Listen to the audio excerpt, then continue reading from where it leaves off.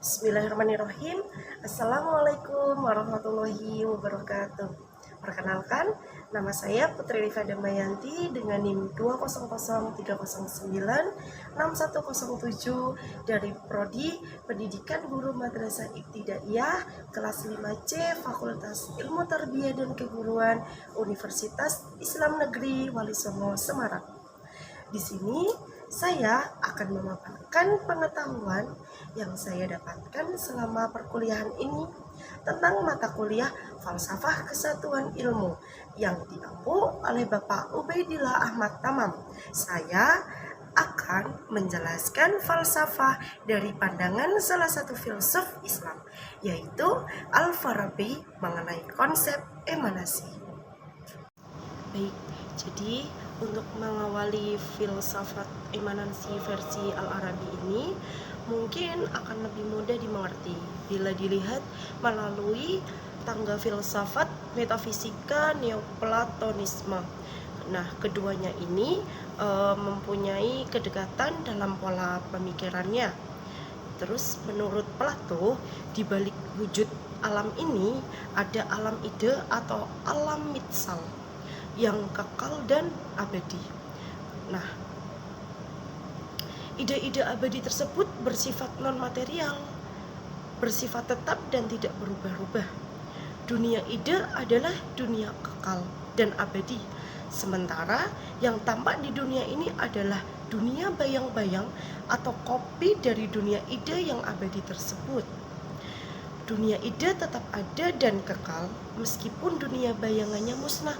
Seperti manusia ini akan musnah, tetapi dunia ide manusia akan abadi selamanya dengan pemikirannya yang selalu berkaitan dengan ide ini, menunjukkan bahwa Plato tersebut adalah aliran filsafat idealisme. Nah, selanjutnya bagi Neoplatonis ini akal menjadi adalah wujud yang paling jelas menyerupai Tuhan dari segala alam semesta ini. Nah, kemudian dari akal tersebut beremanasi dan menghasilkan jiwa. Nah, jiwa-jiwa ini mempunyai daya pemahaman dan melahirkan bentuk. Jadi ada 3 jiwa yang berbeda, yaitu yang pertama tumbuhan, hewan, dan manusia. Dari jiwa melahirkan jasad yang merupakan pelimpahan wujud tingkat ketiga. Jadi akal ini berupa ide dan jiwa ini berupa pemahaman, jasad ini berupa bentuk.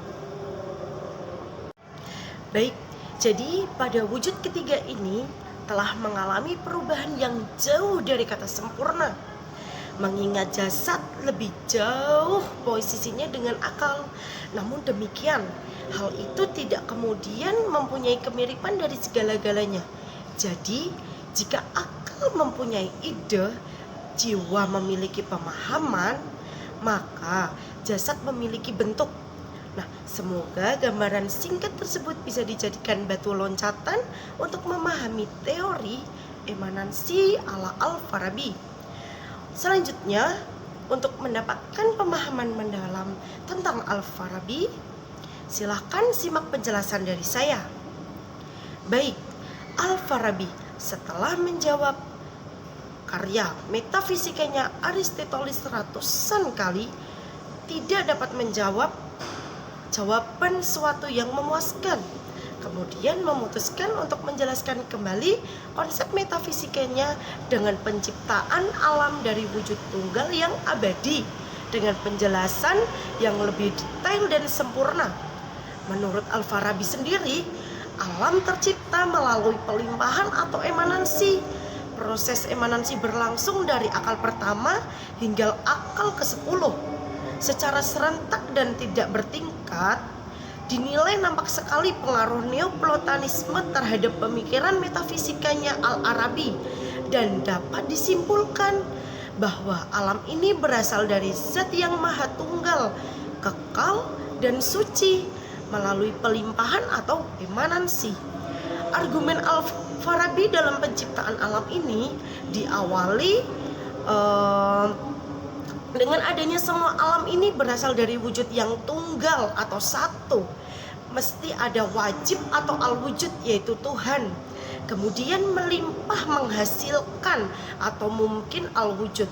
Argumen lain yang dijadikan dasar oleh Al-Farabi adalah keteraturan alam dan tata letaknya yang sangat teratur, seperti anggota tubuh yang bekerja sesuai fungsinya. Hal ini menunjukkan bahwa alam ini tidak terjadi secara kebetulan, melainkan dari wujud yang tunggal dan melimpah. Dengan sedemikian rupa, emanansi semua wujud pada dasar berasal dari wujud yang satu dan menghasilkan wujud yang lain, terjadi dalam bentuk tunggal dan bertingkat secara mekanisme determinis yang melahirkan alam beraneka ragam. Nah, menurut akal murni berpikir tentang dirinya yang menghasilkan wujud pertama atau al-maujud al-awal, Tuhan sebagai akal yang berdaya pikir tentang dirinya. Dari daya pemikiran Tuhan besar dan hebat itu timbul wujud kedua yang merupakan akal pertama yang juga punya substansi. Nah, pada akal ke-10 dayanya sudah melemah dan tidak mampu lagi beremanansi. Begitulah mata rantai emanansi berlangsung. Akal ke-10 ini mengatur dunia fana dan ruh manusia serta 4 unsur materi pertama dalam bentuk, yakni air, tanah, api, dan udara. Selanjutnya, dari unsur-unsur ini bermunculan materi lain seperti besi, aluminium, tembaga, perak, emas, dan muncul juga tanaman dan hewan, termasuk manusia yang diaktualkan oleh akal-akal yang berhubungan dengan akal ke-10 atau akal fa'al.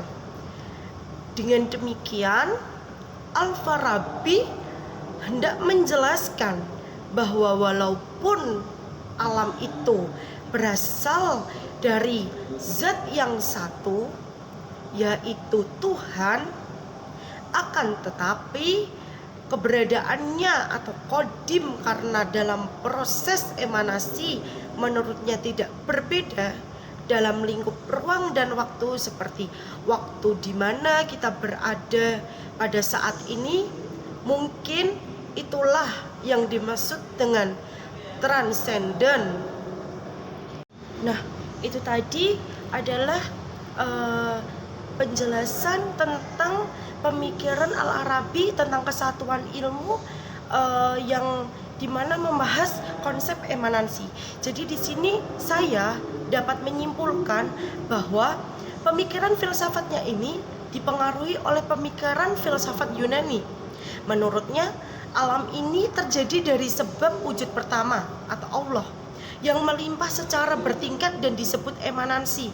Sedangkan untuk memperoleh kebenaran, para filosof memperolehnya dengan menggunakan kekuatan akal. Sedangkan para nabi memperolehnya melalui wahyu yang dituangkan kepada manusia pilihannya. Seperti negara utama menyerupai konsep negara idealnya Plato. Pemimpin adalah penggerak pertama masyarakat untuk mendapatkan kebahagiaan sebagaimana kedudukan hati dalam jasad. Sedangkan anggota tubuh lainnya adalah pembantu untuk menghasilkan kebahagiaan yang dicita-citakan. Nah, itu tadi adalah penyampaian tentang pemikiran Al-Arabi tentang kesatuan ilmu dan falsafah kesatuan ilmu dan konsep emanansi.